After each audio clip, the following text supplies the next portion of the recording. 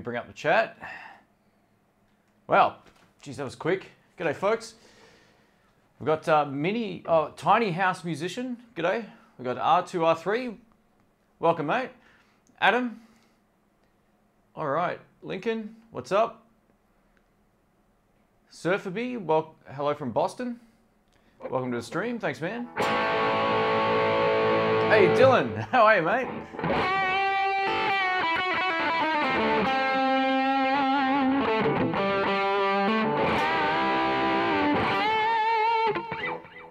All right, we've got David. Welcome. We've got Lou Cole. G'day, mate. Bumble, shame being robbed. Hooded guy stealing.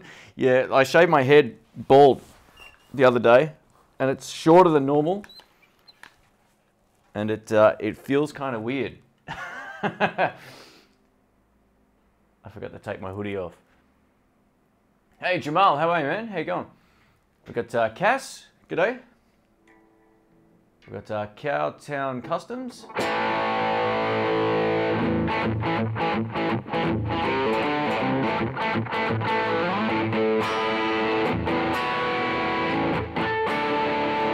Vincent says, can't wait to hear your chops. I hope you're not too disappointed. I'm just going to bring the levels down a hair here on my voice. It just crackled a bit. If there's anything wrong with the audio too, guys, let us know.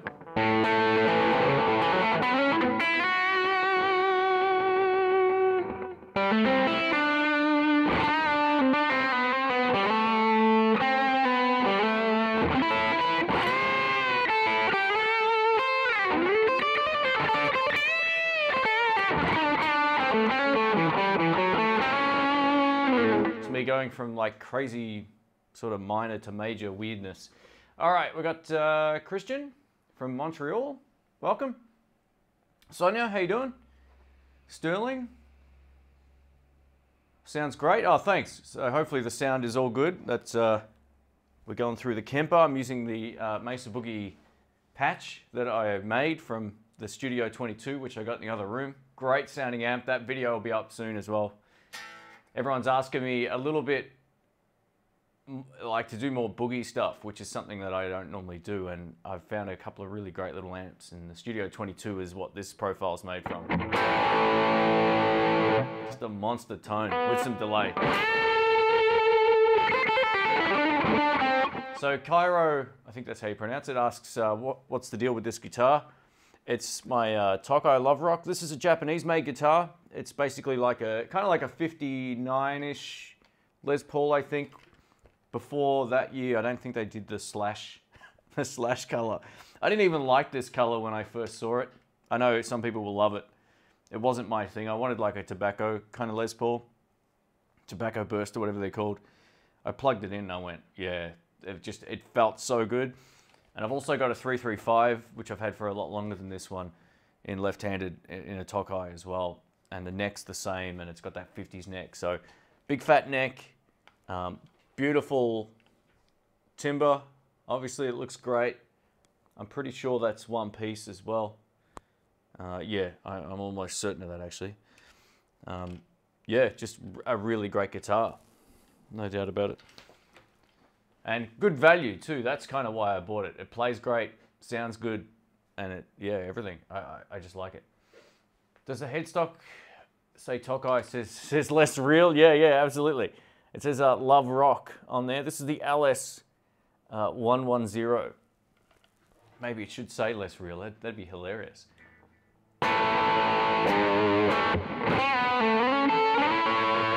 What amp am I going through? So I'm plugged into the Kemper, and I profiled a Mesa Boogie 22, like a Studio 22.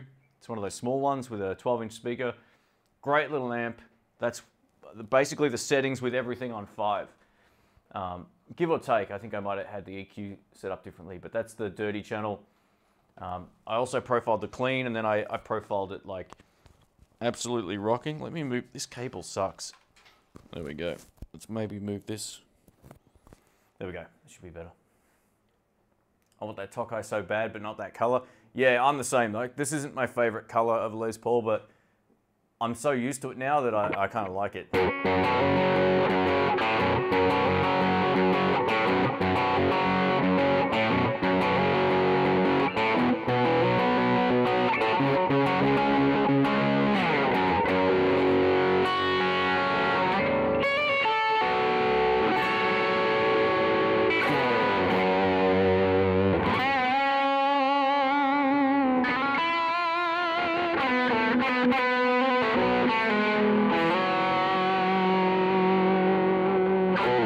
Yeah, anyway, it's good fun.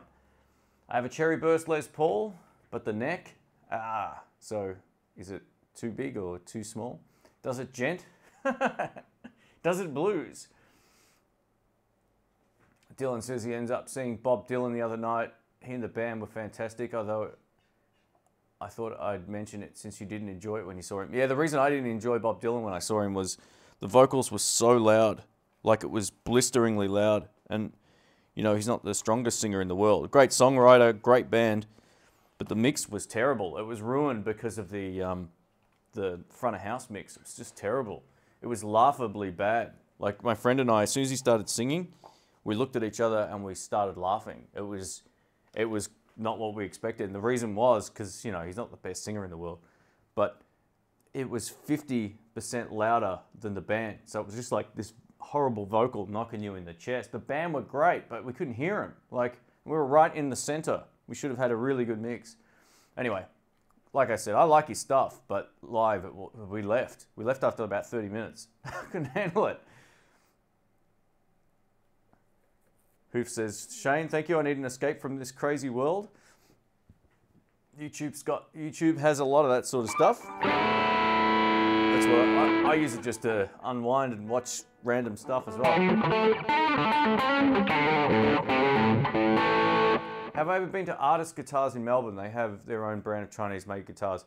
I haven't actually seen them. I see them online. I see them on eBay a lot, but I don't actually run into them anywhere. So if I do, I'll see what I can do. But yeah, it's not a brand I see a lot anywhere.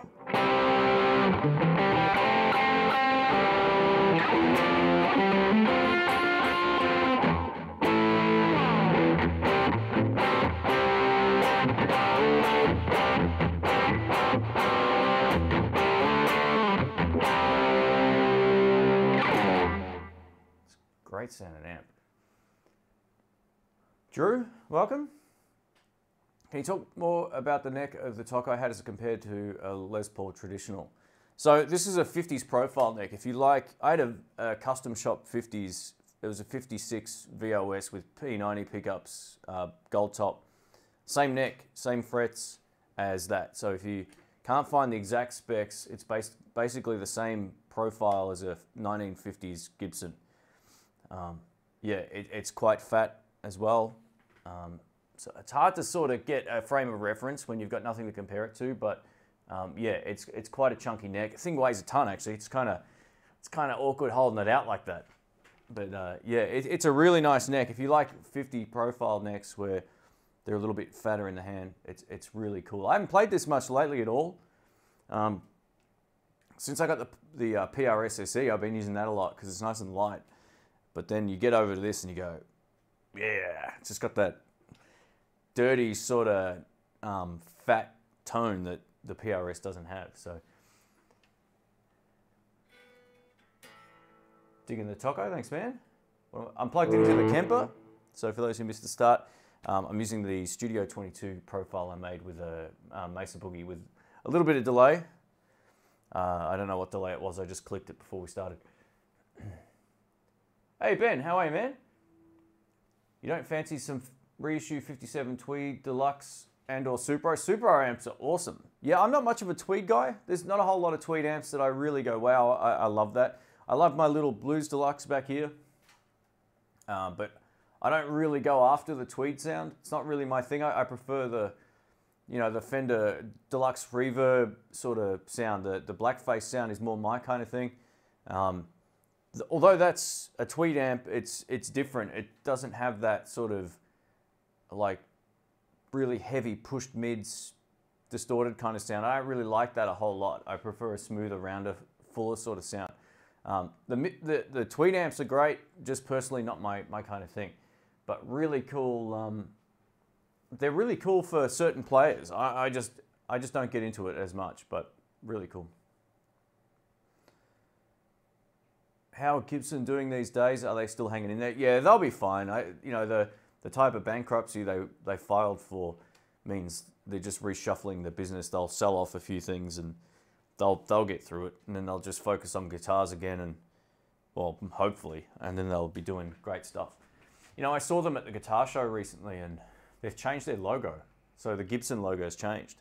It's not how it always has been for the last however many years. So that was the only thing I noticed that was different.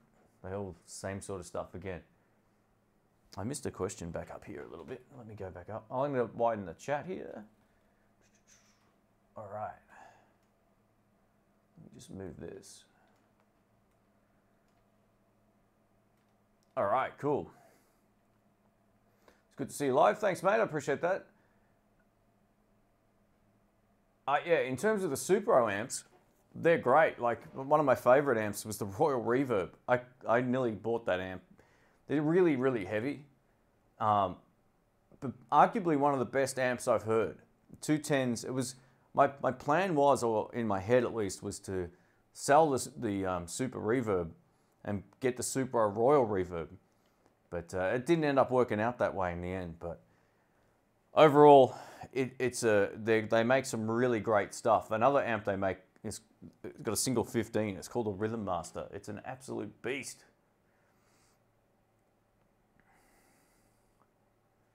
How do I like the Kemper compared to the Helix? Two different things. A lot of people will think they're similar, but they're not. The Kemper is a different animal altogether. You're basically putting a mic in front of an amp and replicating that sound with the Kemper. The Kemper takes whatever you put the mic in front of and stores it, basically.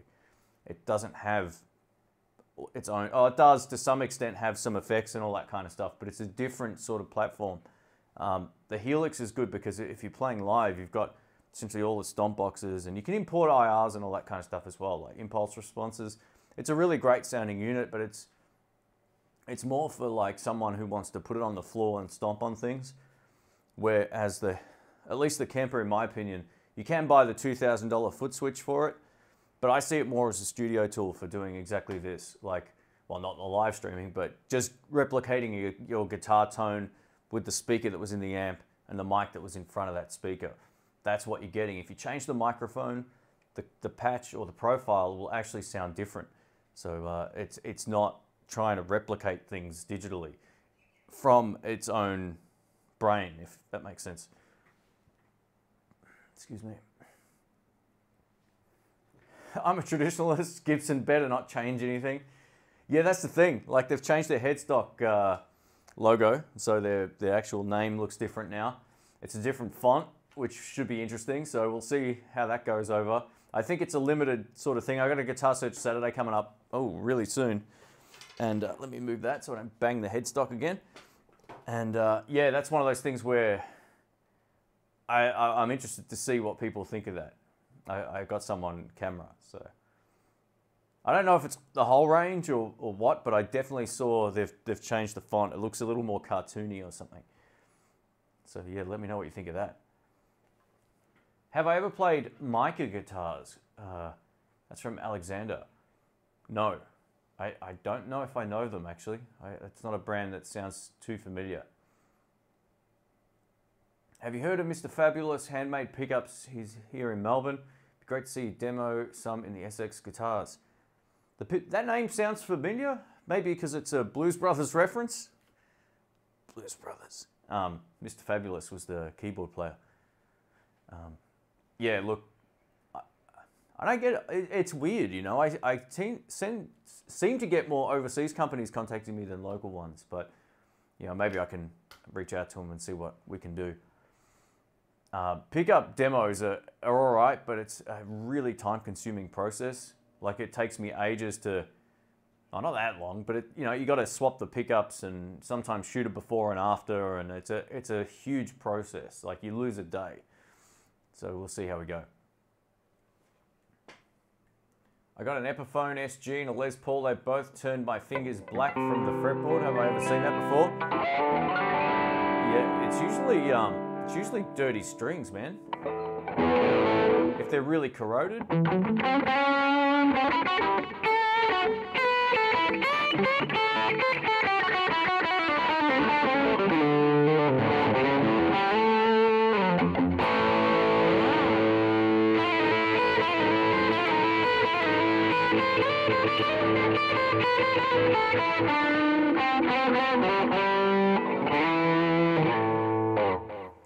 Horrible leak.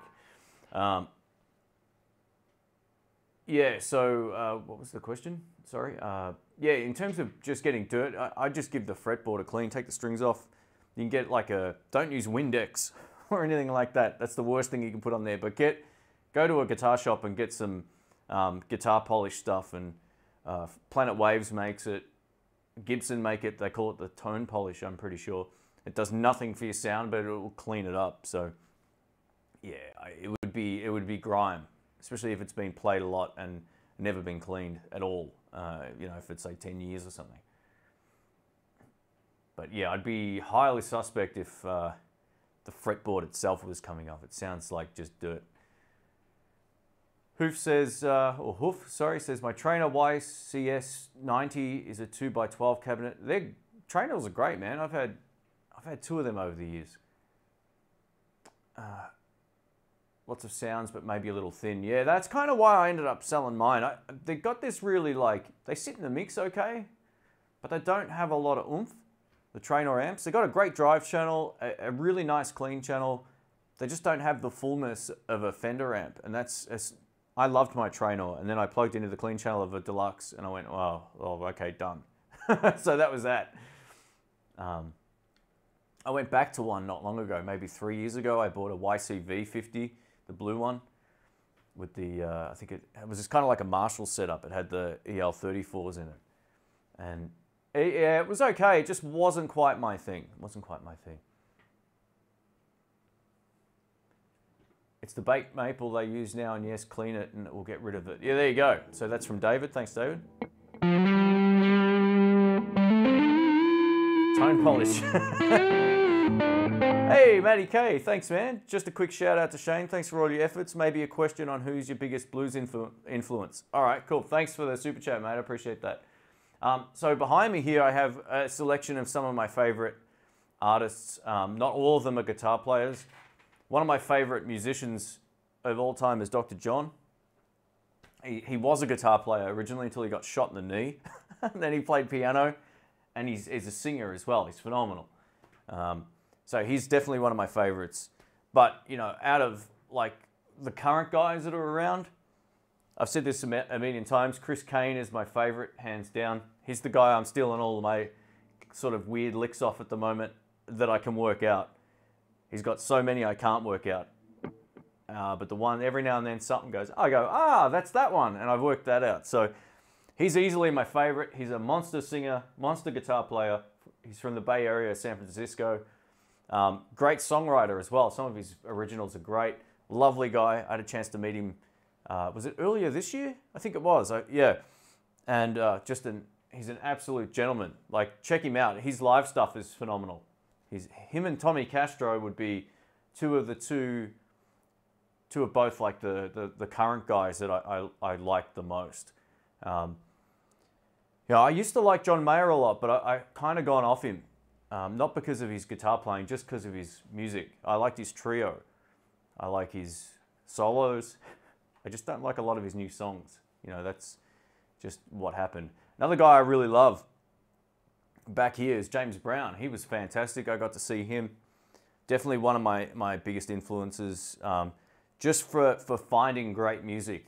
You know, like once you find James Brown, you realize like what else was going on at that time. You just go, wow, James Brown's killer.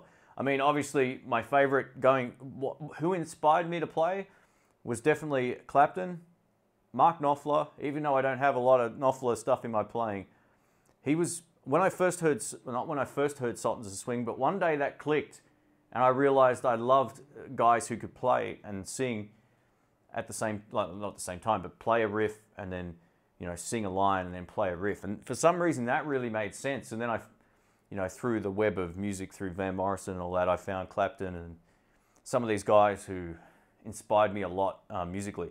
But Albert King would have to be the #1 blues guy for me in terms of, I loved his attack. I loved almost how simple he played, but it's not simple. You try to copy that stuff, it's not easy.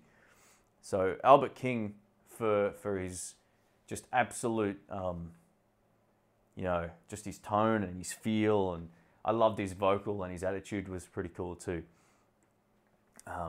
Yeah. And that's kind of why I liked, if you haven't heard Michael Burks and you're an Albert King fan, go check out this guy. Look up a song called Empty Promises. Just find a live version and enjoy. Dude's great, you know, and yeah, I could go on about it for a long time, but he's an absolute monster. So I would say, out of everybody, you know, I liked B.B. King as well, but I never liked B.B. King as much as Albert King, and maybe even Albert Collins. I really love Albert Collins as well.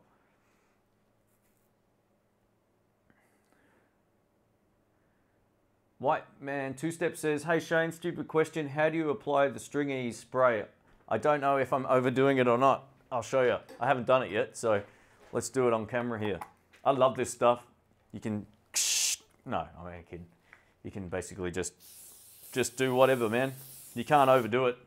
What I normally do after that, you can spray the back of the neck too if you want, but I just, with the hand I put on the fretboard, I wipe it with my hand. And that kind of gets it all nice and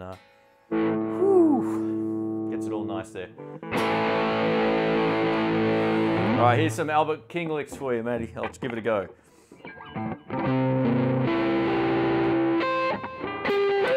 Ah.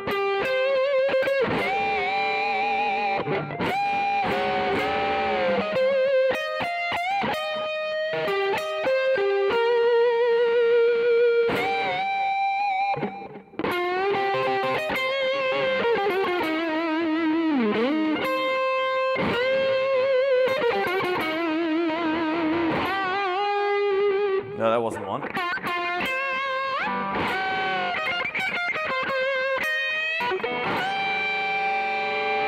One of the best things Albert does, it's hard to do kind of sitting down, but if you say in C, you're bending up this lick, you can kind of bend it back down. It's pretty wild. Nah, I missed it.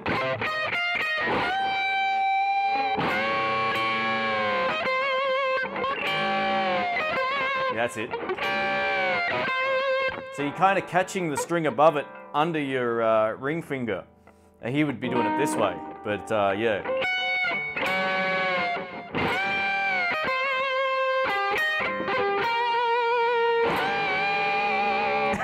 Yeah, I love Albert, man. He's just, I gotta say, his rhythm section were the pocket king. You know, like they just lock in. The drummer, I don't know who he is, right? I have no idea who his drummer was. I should probably look that up at some point, but his drummer was the best. He played 16ths over everything, which you would think might not work, but it made it work. It was just, you don't see too many drummers playing 16ths like those guys did back in the day. Oh, Cheddar, what are you doing, man? Thanks, dude. Oh, you're gonna send me your PayPal details, mate. I got to get some of this back to you, but thank you, mate. Guys, if you haven't subscribed to Cheddar's channel, go check it out as well. We did some live streams on there, and he's always doing interviews and all that kind of stuff as well, so check him out. Thanks, mate. Yeah, so Albert, yeah, Stevie took a lot from Albert. That's from Lucas, absolutely. Stevie was kind of like Hendrix mixed with Albert King a lot, you know, and you hear that on the session they did with each other, like Albert King and Stevie Ray Vaughan did that In Session album, which is probably my favorite Stevie Ray album, even though it's a joint album. I like that the best. And you really hear like Albert's like, hey, you know, he's like telling him, hey, that sounds familiar, you know, like all that sort of stuff. So it's great. I mean, Stevie was a much broader guitar player in terms of what he could do. There's no doubt about it. He's a great rhythm player, great lead player, could play a lot of different styles and fancy sort of stuff. Albert was a meat and potatoes kind of guy.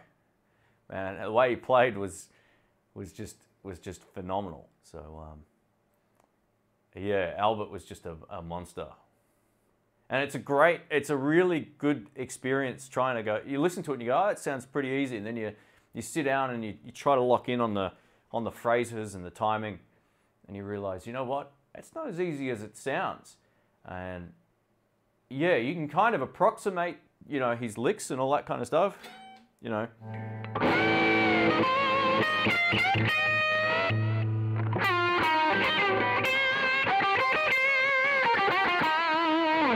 I need some chorus. He used to always play that jazz chorus, Roland. Is it jazz chorus? Is that what they're called? The large ones, the 120s? And I always had that sort of weird phase thing going on. It was cool. All right. Hey Shane, did you go play in the world record event there in Australia? 457 guitarists. 457 guitarists playing AC/DC. No, I didn't. I didn't know about that. Well, damn, I didn't even... That would have been a great podcast topic. No.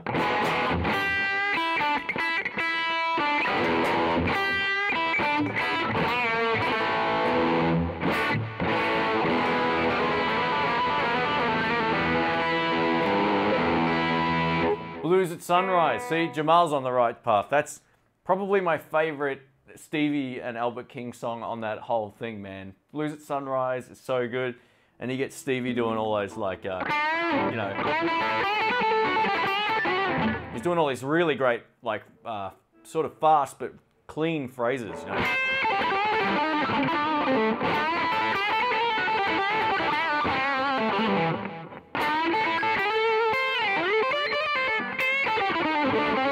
I can't really play like that, but there, he's just flying around the fretboard. Jamal says, Cheddar rocks. Check out his channel. There you go. Ben as well. Got awesome stuff. We've got Rob from Philadelphia. Welcome.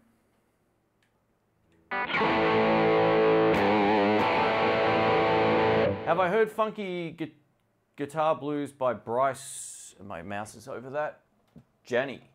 It's a cool song. No, I don't know if I have. I'll have to check that out. I want to get an American Stratocaster. Can you tell me what to do, Shane? I'm a local blues musician here in this region. Please tell me what to do. I'm from northeast India. All right, so I guess if you can, always play guitars back to back. If you go to a shop, see if you're right-handed, I'm assuming, just go play as many as you can. Find the one that you think feels the best to play and the one that sounds the best. And that's, one thing I would recommend is don't let the volume of the guitar determine if it sounds better. Some guitars are louder than others because of the types of pickups they use. If you can walk over and turn a quiet guitar up and you might get a sound that you like, you know, at a comparable volume. So my suggestion would be, it depends on how much you want to spend. I'm a huge fan of those Fender American Original Series Strats. I think they're probably some of the best ones Fender are making at the moment. But I'll leave it up to everybody in the comments too, if there's a particular type of American Strat that you think, you know, that everyone might recommend. Also, feel free to put some feedback there in the comments. But the American Original Series ones are really good. I could definitely sort of see myself with one of them at some point, maybe. So, not that I need another one. Philip Robinson says, any plans to buy any more Tokai guitars? I know a lot of vintage and new Tokai Strats are on that side of the world. Yeah, there's plenty. If you're right-handed, you can pretty much go to most sort of used guitar shops that just specialize in that stuff and kind of find some. If I was to buy another Tokai, it wouldn't be like a Gibson style one, it would be something else. I think they do make a really nice left-handed SG, but I've had a couple of SGs over the years and I never stick with them. Something about the way the neck kind of falls, and they sound good, but they're just not my sort of thing. You know, they're a bit too rock and roll.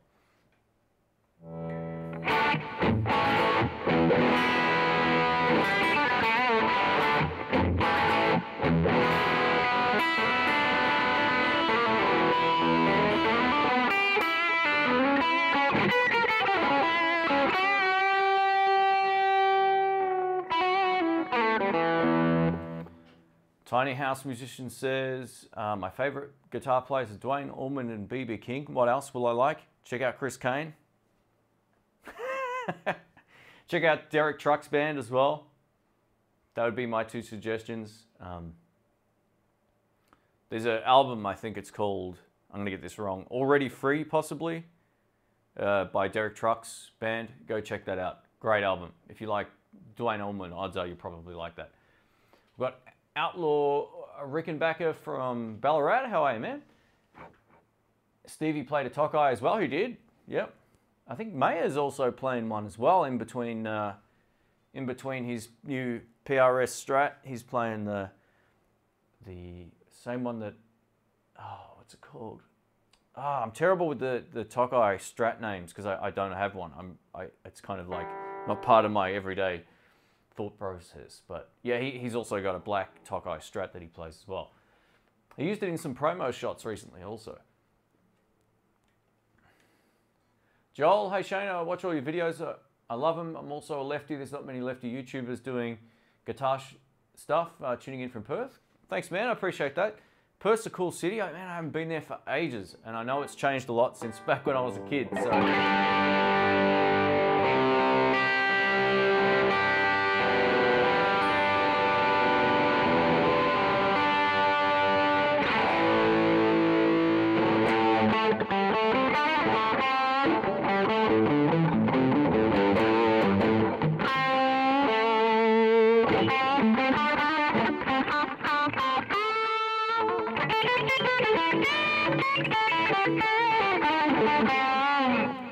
Man, whoever thought a boogie and a Les Paul style electric would work well together?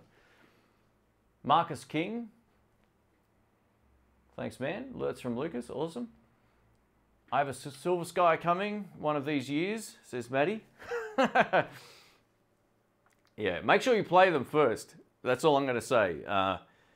Our experience with them they're nice guitars.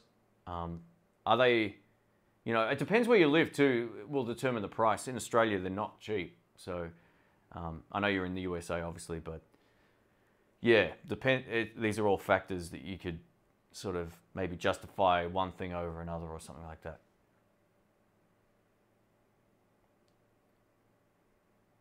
Yeah, it's called like Breezy or something. Or is that the Tally? I can't remember what the Tokai is called. Anyway, there's a website I could get the information off, and I'm just terrible with that sort of stuff.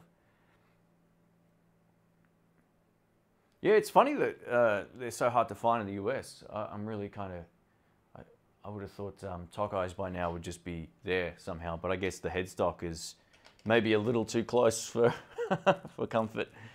Maybe it's just where we're located or something, and the import restrictions are very different. I'm not too sure. There has to be a workaround to importing a US guitar. If you're overseas and you take a guitar back with you, you get charged nothing. There's no sideys or anything. Well, it depends on the situation and how much you spend on it, but yeah.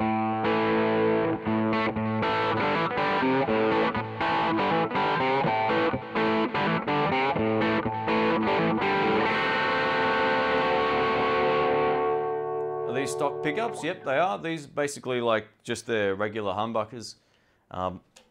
This guitar is inherently a lot darker than most of my other ones, but with the right amp combination, it's great.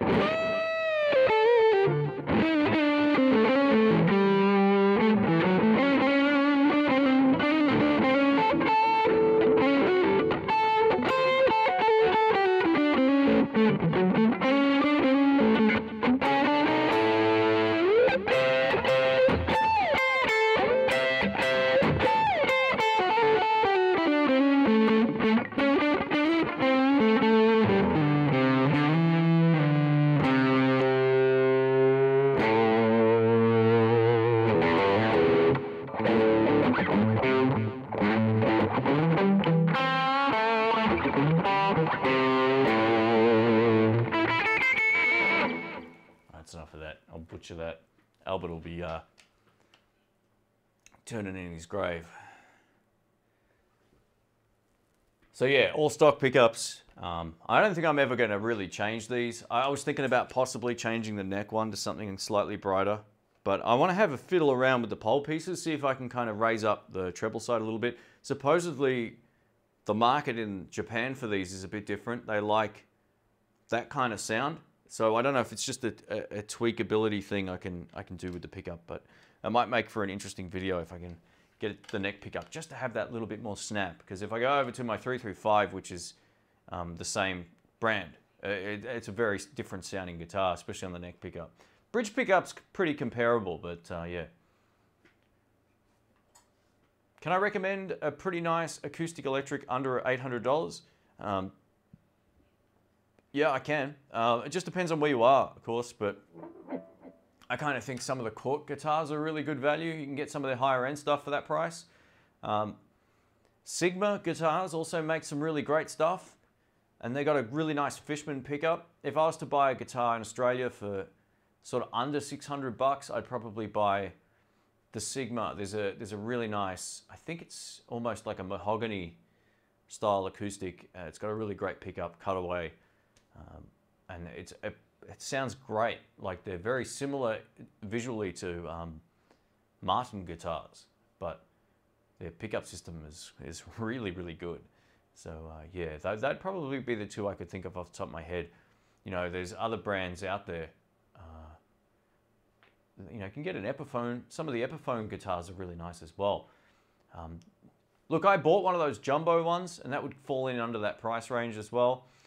It was like a J1200 or whatever style. I think that's what they're called. Really wide acoustic guitar, and I found like my arm was always out like this, and I was getting a really sore shoulder playing it, so I kind of flipped it pretty quick. So my suggestion would be get a guitar that is kind of like either a regular size acoustic or slightly smaller. GS Minis are really great from Taylor if you're into the smaller guitars. If I was to buy a mini guitar, it would either be a GS Mini if I could find one for a good price, or I'd buy the Sigma. There's not a lot in it either, and they still sound good acoustically. Some of those mini guitars sound terrible acoustically, but they sound great plugged in. And the GS Mini is kind of one of those guitars that will really surprise you. You'll sort of feel it hitting your chest when you play it, which is really cool. Yeah, I think Corts are really underrated, especially even with their electric guitars. You know, like, I don't know what it is. They're maybe not like, they don't have the coolest branding or something like that, but they're, every time I pick one of them up, like I've had some pretty nice acoustic guitars over the years. I played a Cort for 400 bucks at a Cash Converters, and it was probably better than any of the acoustics I've ever owned. Yeah, you just got to be careful. If you buy a guitar like that, they're hard to resell. But if you don't plan on reselling it, then it doesn't matter. What's my favorite short blues lick? I'll give you this one. This is if you're in A. It'd be good if I could play.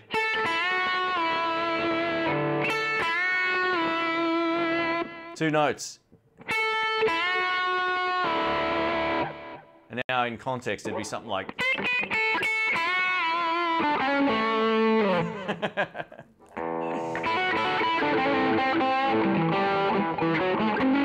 Play Sweet Child of Mine. Oh man, I never learnt that lick. It's not something that was high on my priority list, to be honest, but you know what? Let's, oh, damn, I was gonna bring up the tab and I could butcher it live. How about that? No, actually, no one wants that.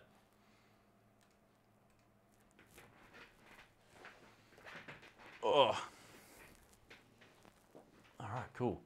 Maybe I'll change guitars. Should we go to the Supro? I got it right behind me here. Let's grab that. I love this thing. It hasn't been played enough lately, and I got a gig coming up this weekend, so I'm going to make a decision to which guitar I'm going to take, or which two. So this thing's going to sound probably pretty different.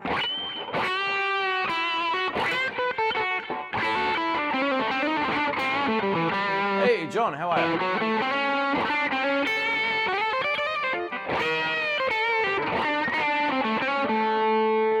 Love that drone lick you do in A as well. I probably only play a few, so I guess I could get it pretty quick.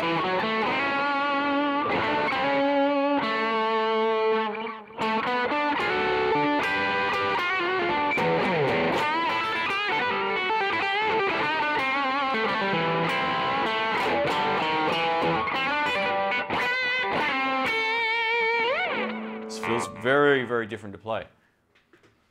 Supro is smoking. This is a beautiful looking guitar.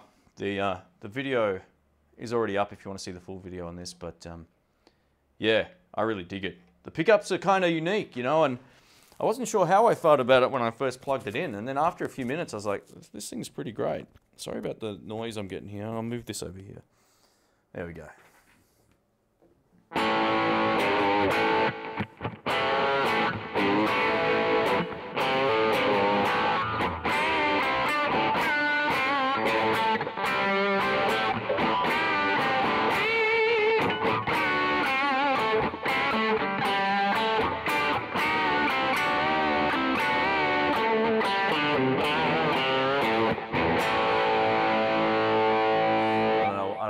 Playing, but yeah, it's pretty cool. I tried a Super Americana. I think it's awesome. Really nice guitars, no doubt about it. Shane, where can I find a Tokai Les Paul like that in the US? They're pretty hard to find, man. I've had a lot of people ask me about that. Your best bet would be to try to get one from overseas somewhere, because you can find them, but they're not easy to find. I don't know of anywhere that has them yet. Odds are you'd probably be best to try some like used guitar shops or somewhere that specializes in, you know, secondhand instruments. That would be my suggestion. Oh yeah, eBay. There we go. So that's from Stephen. Yeah, great idea. There you go. That, I know you can. In Australia, lots of people sell Tokai guitars online, so maybe you can organize it to have it shipped via FedEx or something. Shane, are you going to the Sunday night jam? No one went live last Sunday. Yeah, unfortunately, the guy that went live, that does the live footage, he had to take someone to the hospital. So yeah, we didn't actually get any live clips going up. But yeah, I posted the one clip Rick. Oh, actually, I got a couple of live clips just on my phone and from Rick's phone. I posted, I think, one on Instagram. Tiny House Musician, hello, Guitar Man. Greetings from New Mexico. Cool. Love the bite in this one. Yeah, this is actually a pretty nice guitar, you know, like it's just different.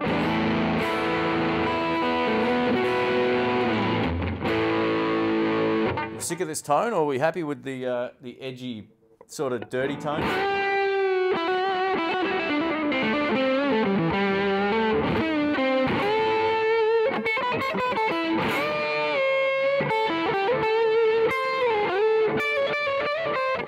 Here's another favourite lick of mine. I got asked before, what's one of my favourite blues licks? So that's in A.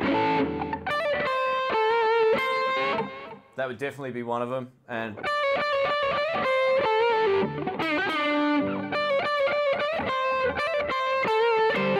those ones are favourites of mine, no doubt about it. And all the B.B. King stuff as well. It sucks not playing them first. Yeah.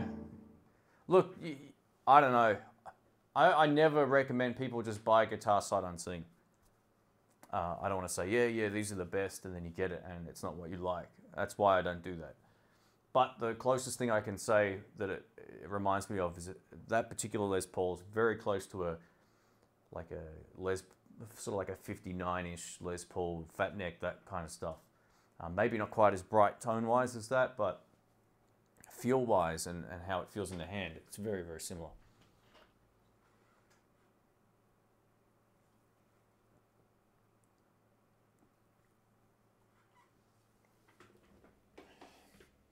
My favourite guitars are Guilds and Fenders. Any suggestions? Just depends on what you're looking for and what you need, man. Like, it's one of those questions where when I'm kind of a little bit lucky with what I do. Like, I sometimes things like this turn up unexpectedly, and I wouldn't have. Oh well, actually, I shouldn't say that. I did look for a lefty in this to try it out, but this wasn't a guitar that was like highly on my radar before I got it. It was just like, oh, well, there aren't any lefties.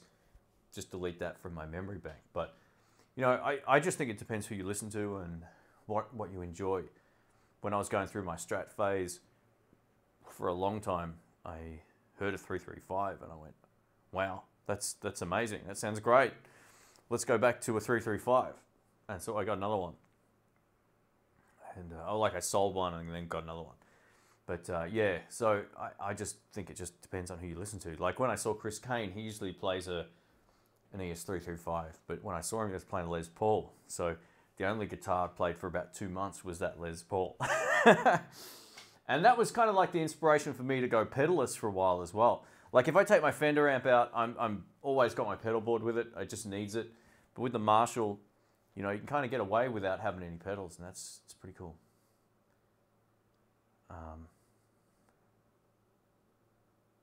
Do I still have any classic vibes? I don't, unfortunately, no. They're great guitars. Like the 60s Strat was a killer guitar. You know, up until a while back, not even that long ago, a lot of the stuff I was showing on the channel guitar-wise was all the stuff I'd bought and sold.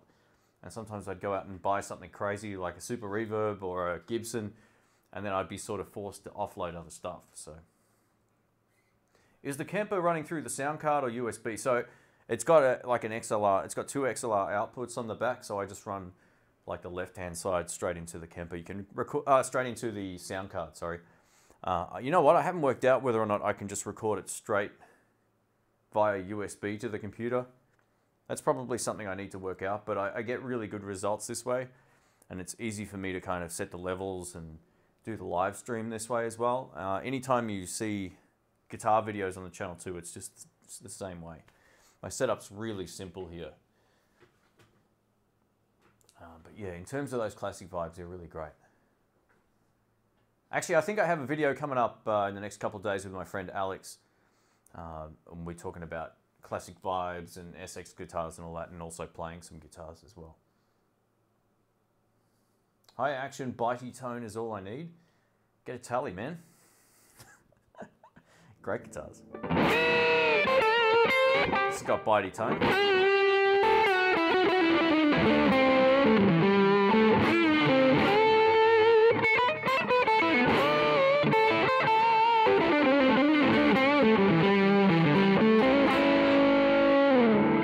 Thanks, Stephen. I appreciate the kind words. Lefty Mike says, I love my Epiphone Sheraton. Sheratons are really nice guitars as well. So are 335 Dots as well, the standard ones. But yeah, the Sheratons are kind of like a higher end version of that, a really blinged out sort of guitar. Guitar Man, thank you. I started watching your videos. Love your versatility and honest opinions. Stay around for decades. Thanks, mate. Well, we'll see. You know, the YouTube thing's a little bit of a scary place right now. As a creator, it's really odd. There's a lot of weird stuff going on in various areas on YouTube right now, which makes it a little concerning, to be honest. But you know, I'm going to enjoy it while I can, and I don't think it's going to go on forever, but I'd like to still be doing it for a long time. Yeah, you don't see a lot of what I see behind the scenes. It's an odd thing to do when you're kind of like relying on it to some extent too. But I love it. You might have seen too. I'm doing a lot more videos of just stuff from home as well now. I got a lot of concept videos coming up. I've scheduled. Actually, I go away at the end of this month. I'm over in Denmark. And I've got all the videos scheduled till mid next month done. So I'm releasing less videos so I don't get burnt out. I was getting a little bit kind of, I was doing way too many videos, which was also, it's got its pros as well, but I feel like I've struck a good balance. But yeah. Hey, Stop No Names, welcome, mate. Just spent 2.5 hours restringing my Jackson. Is that without a Floyd? Is that what that means? Or with a Floyd? Yeah, Floyd Rose, man. It's scary stuff.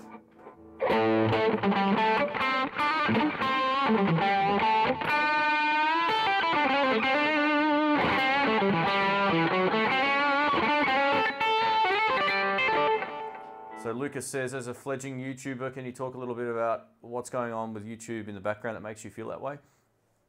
You know, logic would dictate that the more videos you produce, the more views you get, the more you would earn, right? And we don't get paid a whole lot of cash doing this, right?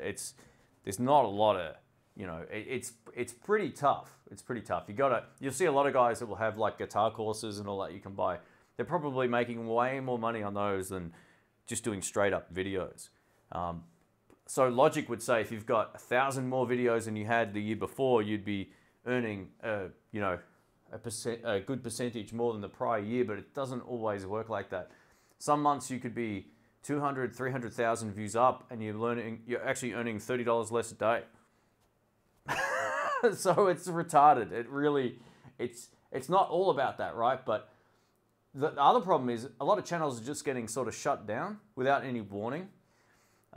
There's a guy that I follow, Max Urev. He's in the camera kind of niche, you know, like tech reviews and all that kind of stuff. Lovely guy. His channel's completely legit. They turned off his AdSense, just no warning. He was supposed to get paid, I don't know, like the following couple of days after it happened, and they didn't look after him like that. So he lost his $2,000 a month or thereabouts, he was saying. So it's, you know, and $2,000 might sound like a lot when you're in certain parts of the world, but realistically, when you got your own place and bills and all that, it's not a lot, especially in Australia too, man. You can't live off that. It's just not enough.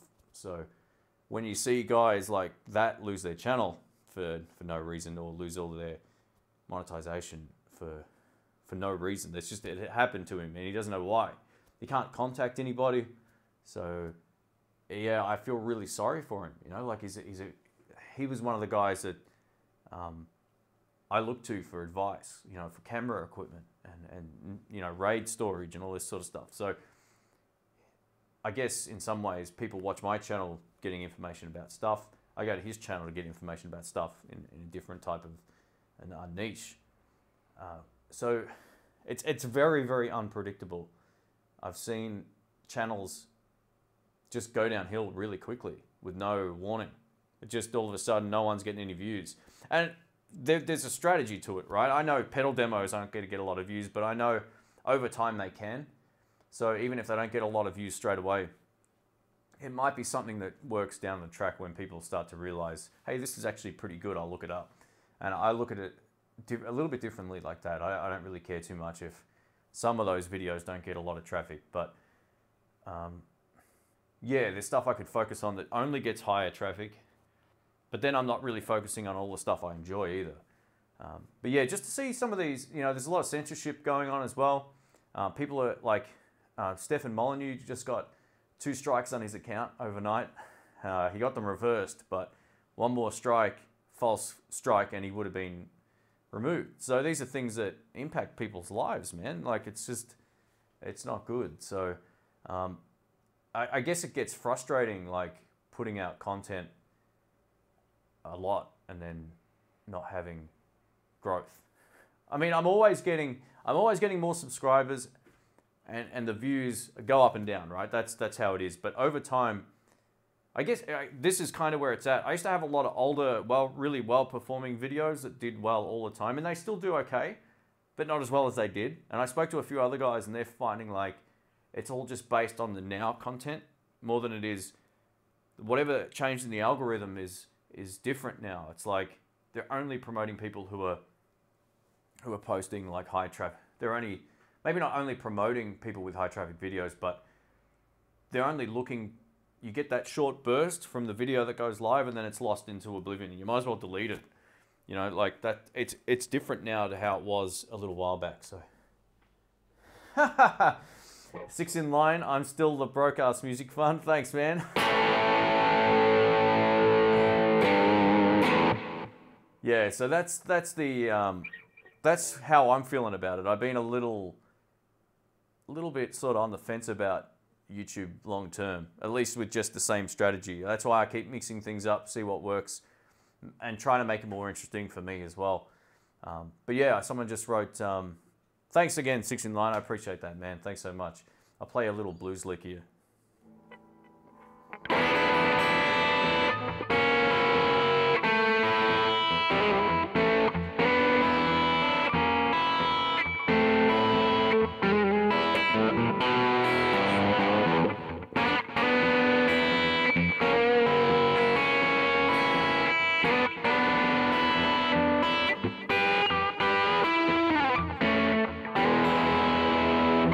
That's the thank you blues in E. Greg says, I love the way you do demos. No nonsense, no babbles, straight straight reviews. Thanks, man. I appreciate that. And that's the plan. I don't want to sit here and talk about my coffee for 5 minutes before I get going with the video. People don't have time for that. I don't have time for that. If I click on a camera review video and there's some dude sitting there, you know, drinking a coffee or talking to his kids at the start of the video, I'm out of here. Like, people don't have time for that. So just, I try to make them to the point.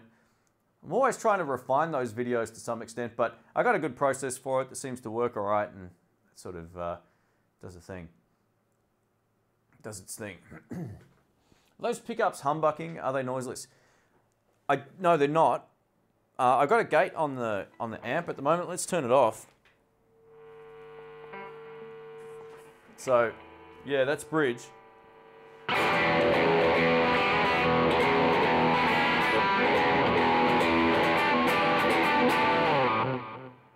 But then you go to that in between, and it does cut it.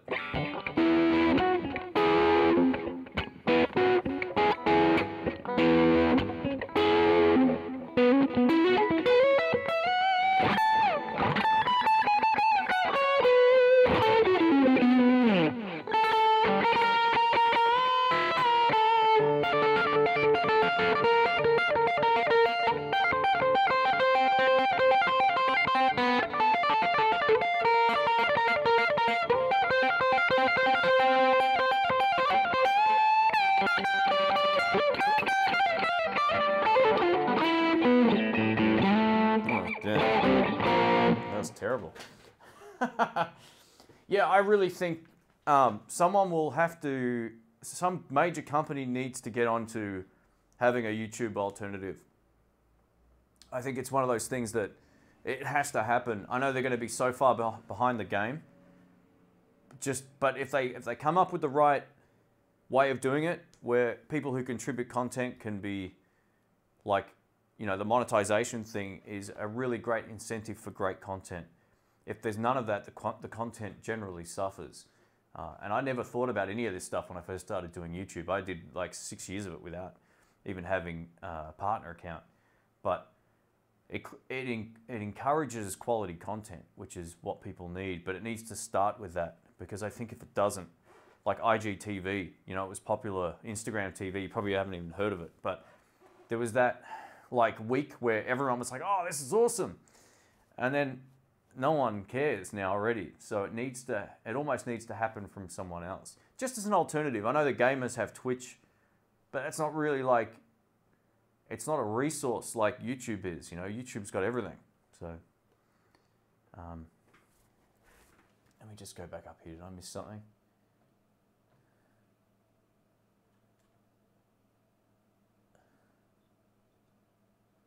Lesson here is don't depend on YouTube for a living. Oh, look, yeah, no, absolutely. And I think you need to have some sort of other source of income, which, you know, there's other ways of, yeah, I don't do lessons, right? But, you know, a lot of the stuff I get, I'll resell on. That's kind of how I cover my costs. But, yeah, there needs to be another strategy in place, I think, coming up. Because it is unpredictable, and, you know, even if you're not intentionally talking about controversial things or doing anything controversial like Max was, you know, he wasn't doing any of that. He lost his stuff, you know. He does do filmmaking as well, right? So he'd make a lot more doing that, but it's not the point. The point is it happens and there's no recourse. It's like emailing a brick wall.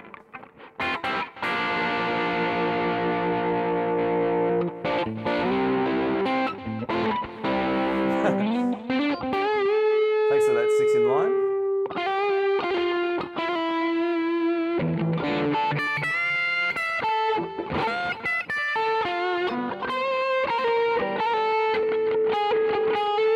Hey, Showman. Thanks, man.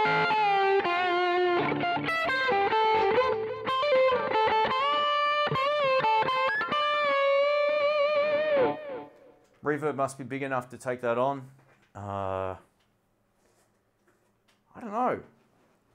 You know, the only companies I don't know if they are big enough. I don't know if they're technical enough to organize that, you know.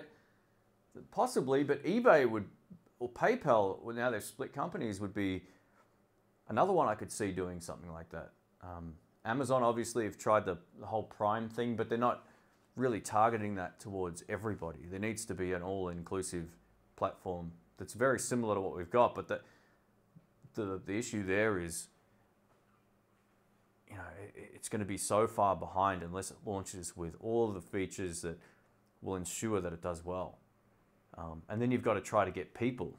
But that's the thing, you know, like all these, you know, if you start a forum, they never do well unless there's people already there. If a new social network comes out like that Vero did, right? No one will go there unless there's already people there, or there's something unique there. So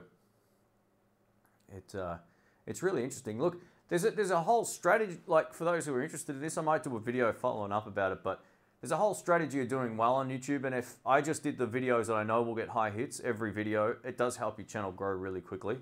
And if I cut out all the low traffic videos, that would definitely be a positive. So I don't think they're biased towards my channel or anything like that. I'm not complaining about it. I mean, I put a lot of work in, and there's ways I could definitely do it smarter so I get more traffic and cutting out all the other stuff. But some of that other stuff is what I enjoy as well. So it's one of those things where I still want to do what I want to do on the channel as opposed to just doing what I know will do well, if that makes sense.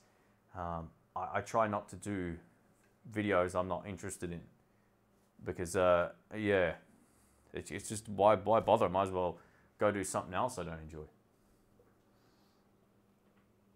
Hey, Jeff, thanks, man. Blues Junior, Marshall DSL 20CR, or Boss Katana Artist. Any suggestions and why? If I was to buy one of those, this might surprise. If you're talking about the combos, obviously you are, because you wrote CR. I'd probably take the Blues Junior for my sound. Look, the Marshall DSL 20s, the combo is okay. I like the head better because you're not forced to use the Celestion 7080 speaker that comes with it.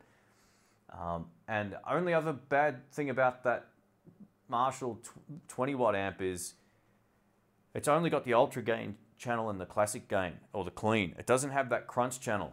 So my suggestion would probably be go buy the Blues Junior. The Katana Artists are nice amps as well.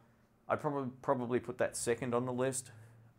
If you're talking about the Marshall DSL 40, I'd put that ahead of all of them. And it's also got a 20 watt switch on there as well, so you can drop it down. But out of the ones you've given me, I would go for the Blues Junior. If you don't have any pedals and you want lots of effects, the Katana would definitely be the way to go. But if you already have your own effects pedals, if you use them at all, go for the Blues Junior. The new ones are great. They've got good speakers, they're loud, definitely very cool.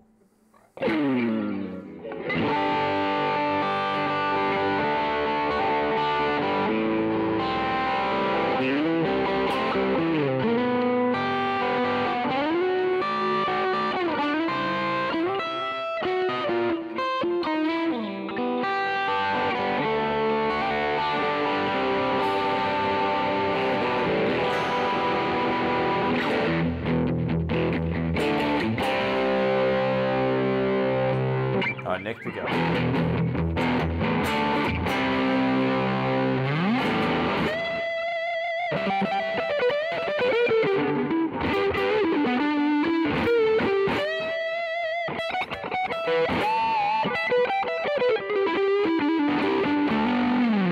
Todd Flower says with a Swamp Thing. I'm not too sure what that was exactly, but hang on, let me just go back up.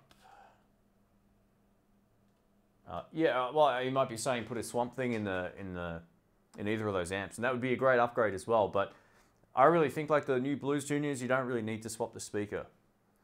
Much like the DSL 40 CR, they've got the V-type Celestions. They're great speakers.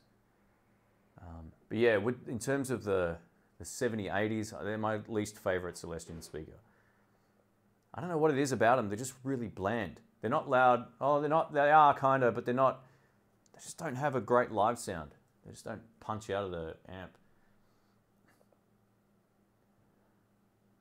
Hey, Terry says, hello all. Hope everyone enjoyed the part swap. I saw a little bit of that. I wasn't live, unfortunately, but I watched a little bit of it last night. I had it in 2x speed mode to watch it watch it happen. What about Vimeo or Dailymotion? Yeah, I don't think those are popular enough platforms, man. It's just one of those things. Like, I'm really grateful and thankful my channel gets as many hits as it does. Otherwise, I couldn't do it. It's at a place now where even if it stays roughly where it is views-wise, I should be okay, you know. But if it ever gets to the point where either it drops 30% in earnings or in views, then I'd have to really consider going back and doing something else and doing it back to part-time, which is totally cool too. I would still do it because I enjoy it. But yeah, I think if you're seriously considering YouTube, there's a whole lot of rules, a whole lot of things that I see. There's a lot of rules that other channels break. I see it all the time, just in terms of affiliate links and stuff. Not that you can actually do that, of course, but there's a right and wrong way of doing it as well if you check out their terms of service. So yeah, some of these channels might just disappear, man, without any warning. And that's the tough thing. There's a lot of these, like, not 3 strikes you're out. They have that as well, but there's also like the see you later technique as well, which has been happening a lot. So yeah, it's a bit of a shame, unfortunately. It makes you lose trust in the platform, even if you're doing everything right or you're trying to do everything right.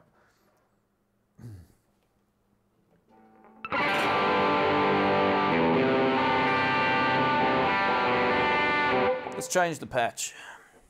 So that's the boogie. Should we go to the Bandit or should we go to the DSL? Let's go to the DSL. Let's add a little bit of delay.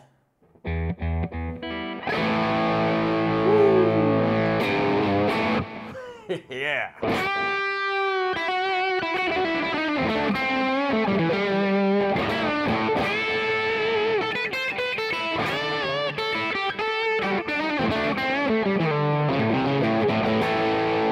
If the house was on fire, which one guitar would you go back in for? Yeah, I don't know, man. Probably my Tally. I have 52. It's probably the guitar I've put the most into over the years, and the one I've probably played the most. It'd be a hard decision, you know. I wouldn't really care too much for, you know, the SX guitars are easily replaceable. There's a couple like this that you just can't get in Australia as a lefty too, so this is cool, but you know, I don't have the sort of sentimental attachment to this yet that I would just even say something like that, which I've had for a lot longer.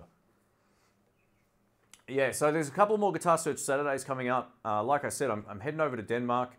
I'm shooting a video over there, and we might be going somewhere else as well, and hopefully I can shoot a video there as well. I'm in the process of organising that.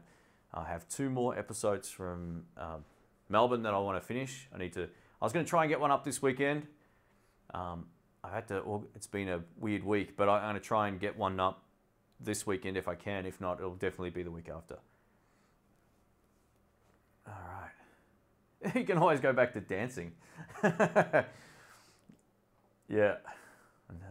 Man, I got 2 left feet.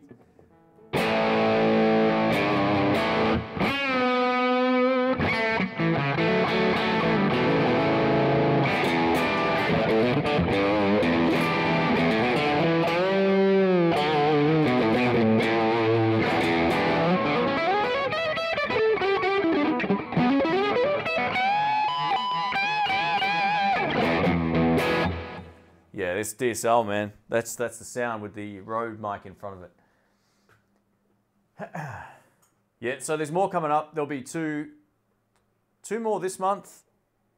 Yeah, 2 more this month, I reckon, and then hopefully 2 the following month as well, and then I'll take a break again. And the reason is those videos take a lot of time, and I want to keep it interesting as well. So rather than just go around to every shop that's in town, I'll see if we can get some other places sorted out.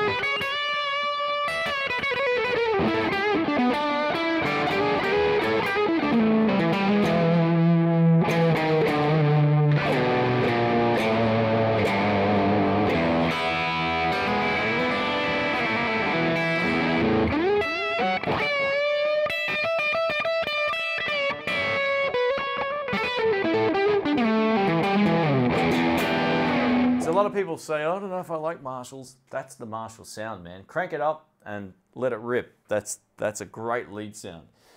Well, I like it, and that's all that really matters, I guess. Can always go for a stunt double for Jason Statham. Yeah, I get that a lot now. That must be the, it's that whole white bald guy with a beard thing.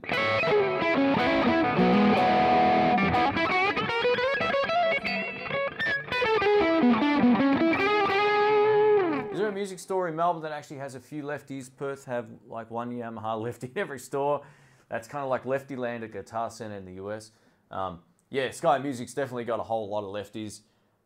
I did another Guitar Search Saturday at 5 Star Music, and they had a few as well. It just sort of depends on, let me have another think off the top of my head. In Australia or in Melbourne. Yeah, that's probably, Sky's probably closest to the best range. I don't think there's anyone that comes close to them that I know of that's lefties. So, yeah. Marshalls are the duck's nuts unless you like something else. Yeah, they're pretty cool. So that's the Marshall. Let's go back to the Boogie. I'll put the delay back on so keep it fair. Oh, that's not it. What have I done? Where's the exit button? Get out of here. Right, here we go.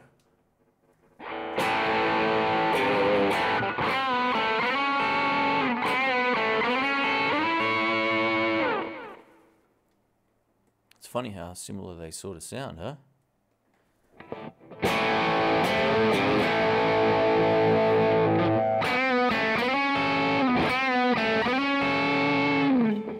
Man, they're both good. I mean, in terms of just a straight up lead tone. It took me a little while to work out the Boogie. It was one of those amps I've used live a few times. It's a friend of mine's amp. It hasn't quite been dialed in right for my particular sound. Then when I got it here and I had a chance to really sit down and fiddle with it, I was like, man, this is great. So if anyone's wondering whether a Boogie Studio 22 would blues, it will absolutely. The Marshall Crunch is great. Yeah, and that's why I was saying before when I got asked about, excuse me, the Marshall DSL 20. The head's good. I don't mind the head, but I think only having the high gain channel might be limiting for some people. If you like the crunch channel, it might not be the right amp.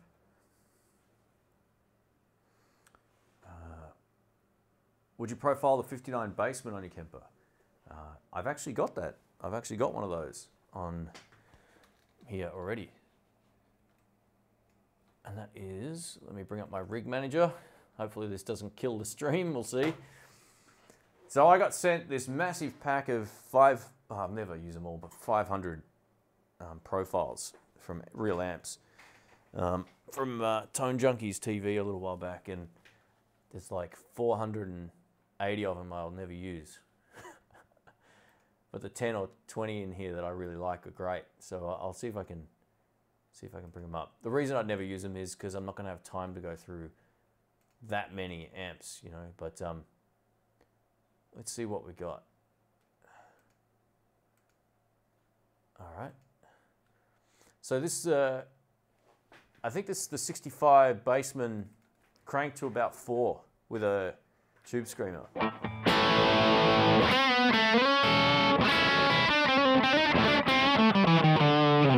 I find some of these a little bit sterile sounding. And these are actual, they've put the mic in front of the amp. That's the sound, but it's not really the sound I like.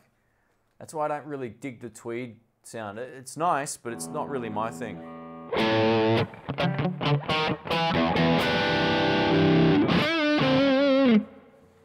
Yeah, I don't know. I'm not really a huge fan of that. I like the 65 Princeton on 6.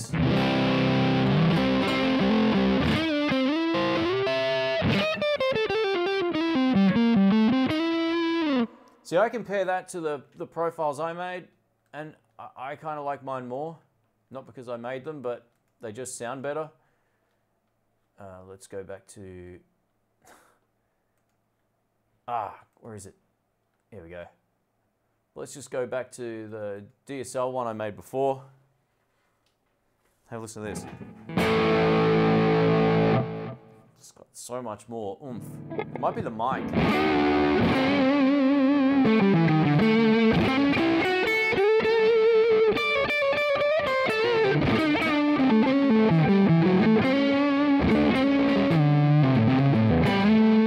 So I don't know. It's all, personal choice. What's that guitar? It's the Supro. Yeah, I did a video on this recently as well. Yeah, check it out. It's pretty sweet.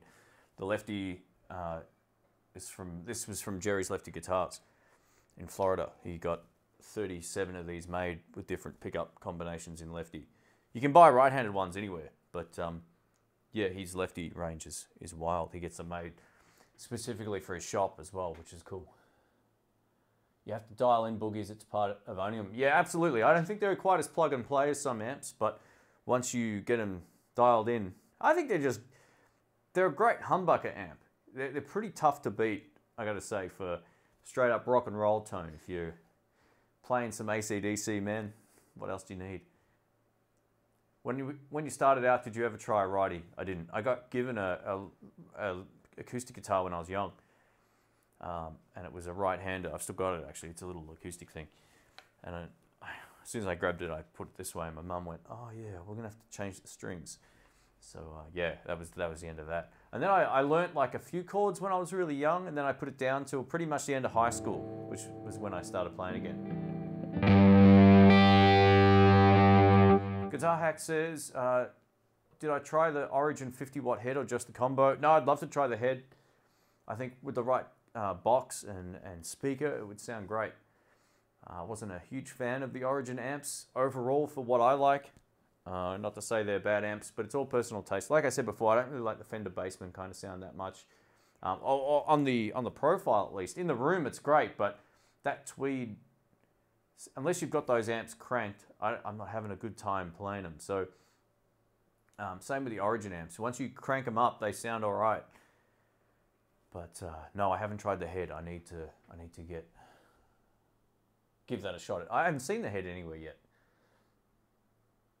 Jamal says, awesome Sky Music demo you did with Dr. Rick with the Bassman was amazing. Yeah, he knows how to get the most out of that sort of amp. You know, when you turn it up as loud as we did, he knows all the right riffs for that sort of sound. You know, it's pretty cool. Guitar Pit says, I almost bought one of those Supros when they were on a blowout for a couple of weeks ago for $350. Far out. That's pretty good. Right-handed one, right? Where are you, by the way? What are you in? Guitar Pit. Not too sure if I can remember where you are. It's hard to recall where everybody is. All right, I'll get one more guitar out of here. Let's do this. I'll go get another one. I got a few over here. Not all of them are out, but I'll get another one. Let's put this down. So I've got the Raven, the Little Crow Raven. I've got the 2-Dan Electros, the SX guitars, and what's that one?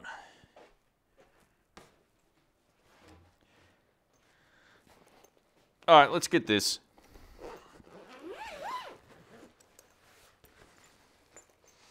What do I think about Gary Clark Jr.'s sound? Yeah, he's a great player. He's not someone I listen to a lot because I just haven't sat down and done enough of it yet, but dude can play. His tone's all right, from what I remember. I've seen him play a few times live on different shows, and it was fine. All right, so this is the Little Crow Raven, the modified Little Crow Raven. I took this out and played it the other night, and I put a little video on Instagram that Rick shot for me, and it was pretty cool. It was pretty cool. So,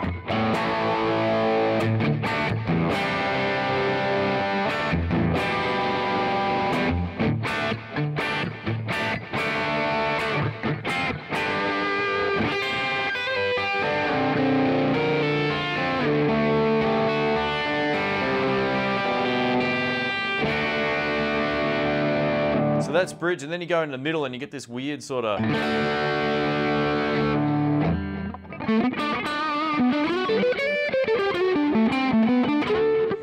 It's like the, I think it's parallel or out of phase or something like that. Anyway, it sounds weird on its own, but in the context of the mix, it kind of works. I'm still getting my ear around that sound. There's a couple of guys in the room that really like that. It's not something I'm as familiar with.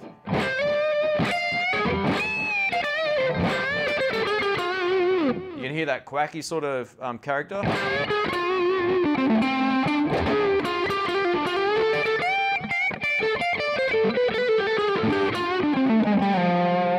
The back to neck is normal.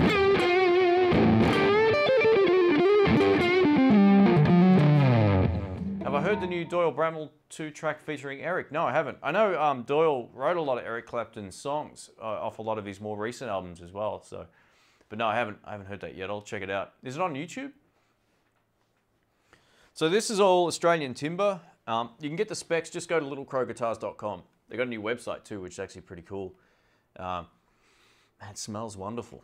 It really does. It's an oil finish. The scratch on the back is through use.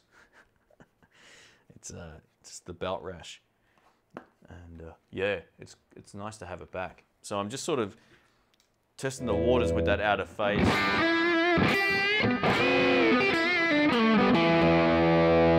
And then you can get really weird. You pull the pot out.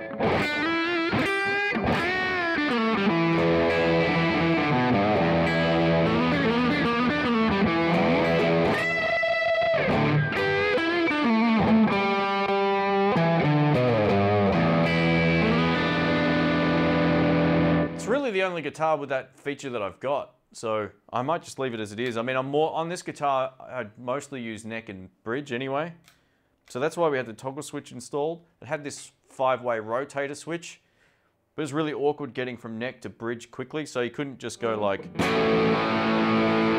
it's like click click click, you know. So it was, you could never quite get it, but this is a much more functional guitar now. Thanks, Ben. Take it easy, man. I'll be in touch. Appreciate that.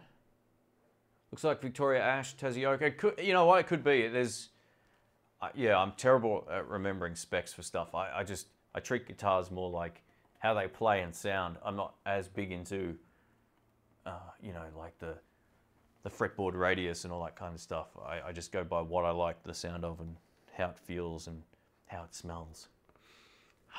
It smells great. So yeah, these things do smell really, really nice.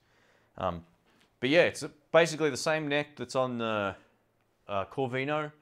So it's a 50s kind of ish neck, very similar to my Tally in terms of its how it feels in the hand. Obviously the body's a bit different. It's kind of, yeah, it's kind of reminds me of a couple of different guitars, but nothing exact, which is cool. It's got its own vibe. It's got a real handmade sort of thing going on. These aren't cut with CNC machines or anything like that. They're actually done by hand. So yeah, they have that kind of look. I like the fact they use these Allen keys on the Allen screws on the back here. Lock the neck down. I thought that's pretty cool. And yeah, it plays really well. Later, folks. Have a good night. Thanks, Guitar Hack. Appreciate that. Thanks for joining in.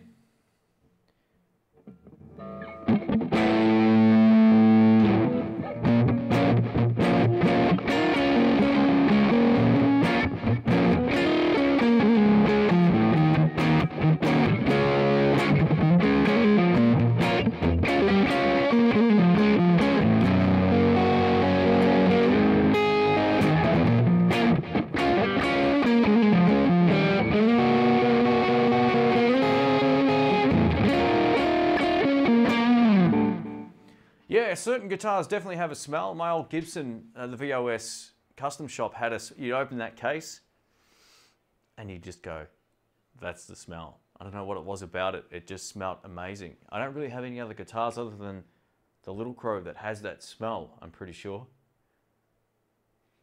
No, not a single one, at least from memory anyway. My Tally doesn't smell. This is probably probably the nicest smelling guitar I got. I don't know what it is about it. I remember when I opened the box when it came back and I just went, there's that smell. It's pretty sweet.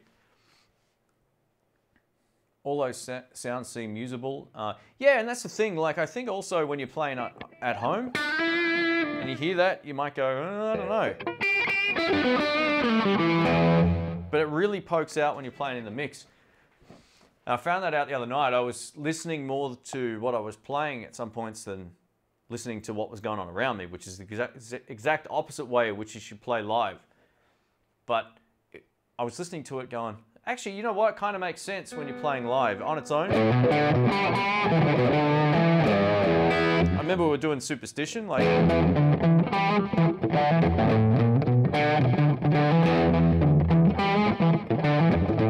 It sort of felt better for those funky tones.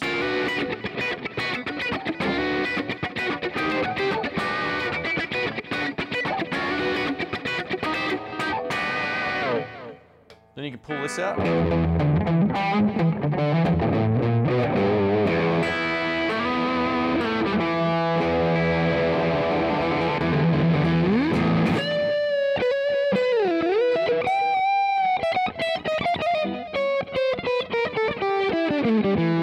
That's the jazz lick.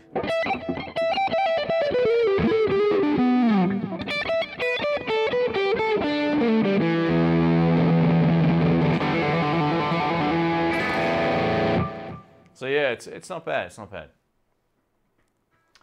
Riff says, in the blues, good to catch a live stream at work. I've been enjoying my PRS custom lately. Awesome stuff. Beautiful. Mountain Ash. There we go. Yeah, there we go. Yeah, all the specs are on their website. I'm horrible when it comes to specs. I just don't. You know, I'm more about, like I said earlier, my approach is more about how things sound and play and feel and how they're built, more so than the really fine details about, you know, fret. Oh, to some extent, I'm a fussy guy when it comes to fret size, but radius and all that, I couldn't care less about anymore, as long as it plays well. Peter Green, Out of Facing. Yeah, that's kind of what it's doing, absolutely. Music Man smell like weird chemicals. That's crazy. I've played a couple of Music Mans, but they were hanging off the wall, and I don't recall them smelling funny. Not to say they don't, but sometimes when you've got them in a case and you open it, you go, oh, wow, how about that? Terry says, what do I think of the new Fender announcement, Voodoo Child accessories, coil guitar cords, and 2 types of strings? Yay, coiled guitar cords. You can get them already. Like, what's new about that? Just look at Gearman, dude. He's got that coily cable. The smell of tone oil. I'll tell you something, though. You can take this or leave it. I played this guitar without any of the oil on it, and it sounded 50% better once it was oiled. I'm joking. Relax. Greetings from Dallas, Texas. One lefty to another. Thanks, Stephen. Appreciate that. Any plans to take Metal Shane out of his case anytime soon? Ah, I see what you mean. Possibly.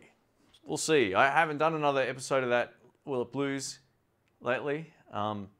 There's a couple of things I would definitely want to try on that episode or see, you know, like whatever you want to call it, like a video of that, but I haven't got around to it yet, so we'll see. I'll see if I can make it happen. I just need to, it's more about trying to get everything done before I head off and schedule some videos ahead of time, and I'm almost there now, thankfully, so if I get time before I go away, I'll definitely shoot another one. I hate that wig. It's terrible. I saw someone say, oh, here we go. John says, any Michael Kelly guitars in Australia? They're coming now. I saw them at the guitar show. They were trying to charge 1,000 Australian dollars for like one of their entry-level tallies. It's not good. Look, they're nice guitars, don't get me wrong, but I know what they're worth, and I was chatting to the sales rep or the distributor, or whoever it was at the guitar show, and I'm like, oh, how much are these, out of curiosity? He's like, oh, those ones are $999, these are $1,499. I was like, all right, catch you later. What do I prefer? This is from Jose Benito. Says DSL or Origin. In terms of what I've played, I prefer the DSLs. It's all subjective stuff. If you prefer one or the other, then that's fair enough. I just think the DSL, the 40 in particular, covers all the sounds I like a lot more than any of the Origin amps did. It has reverb. I think they've both got the effects loop. The speaker in the DSL 40 is better as well, in my opinion. But yeah, that's my opinion. I also prefer one of the worst 5-watt amps I've ever tried is the Origin 5-watter. It was horrible. Like the Bugera, just wiped the floor with it. But yeah, you know, if you can find one of their heads and run it through a better box, it would sound pretty cool. Whatever happened to the Better Wig Fund? Yeah, I need to get that sorted out.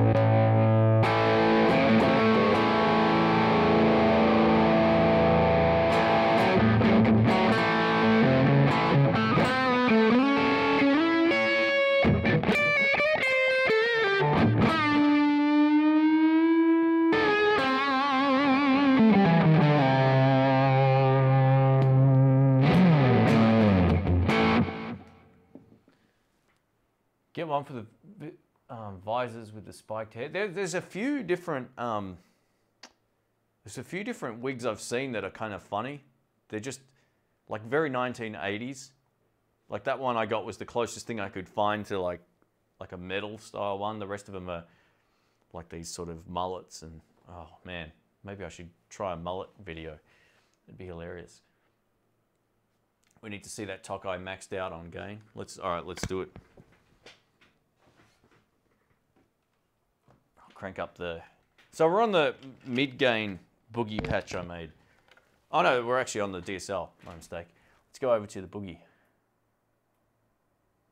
All right, this is the high gain one, I think.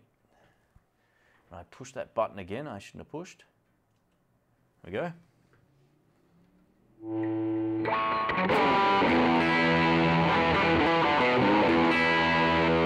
So this was with the amp on 10, basically.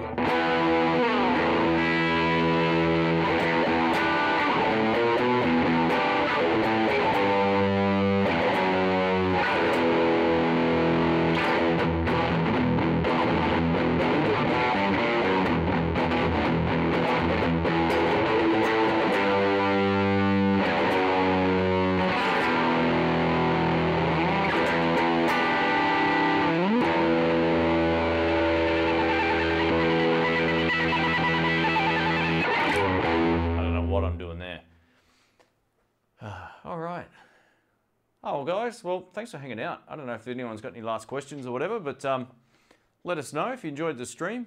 Just give it a thumbs up as well. That'd be awesome. The wig is part of Metal Shane.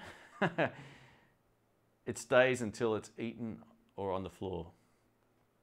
Yeah, it's a mess maker, that thing. It just falls apart like nobody's business. Ed, welcome, by the way.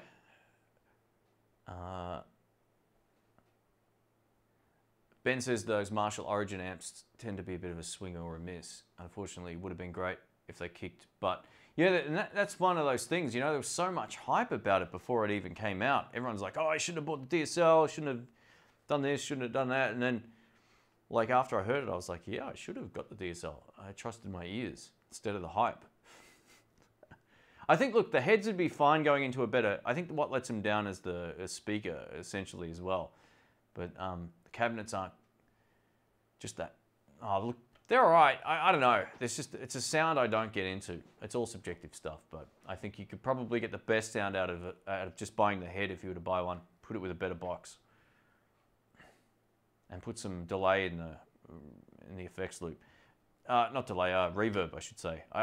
One of those things that all amps should have it these days, man. Just put reverb in there, even if you leave it off. Well, there should be a switch to just get rid of it. Local builder I know who's in the US, distributor for Guiatone. We're doing some custom builds for Tokai. Pretty excited to see the finished products. It sounds interesting. Cool.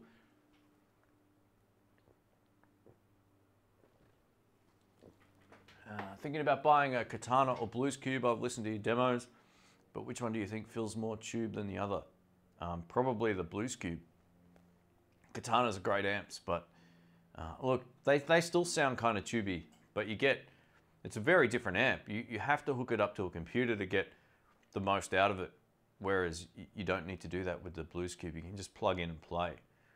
And that's kind of why I like the PV Bandit over a lot of these other digital amps now, because you plug in, you dial it in, you're good to go. So that would be my 2 cents. Thanks for the live stream. It was fun. Hey, thanks, Jetta. I appreciate that. Thanks for the super chat as well, man. You got to stop doing that, by the way. You don't have to do it. Thanks to everyone who used that as well. And yeah, it's been about an hour and a half, I think. So I might wrap it up. It might not be subjective. Maybe it's just a piece of crap. It could be that as well. Yeah, look, for me, the Origin series amps weren't great. Rick played them. He got probably a better sound out of them than I did because he can play all those sort of classic rock riffs. But he still wasn't overly impressed with them either.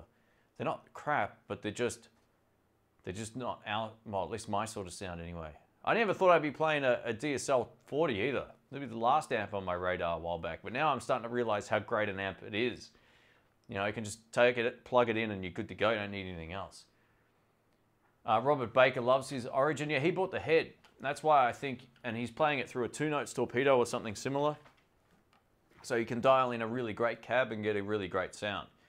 If you were to buy one, buy the head, put it on a different box, you know, get a set of Texas heat speakers or something. Be monstrous. Or creambacks or anything else. All right.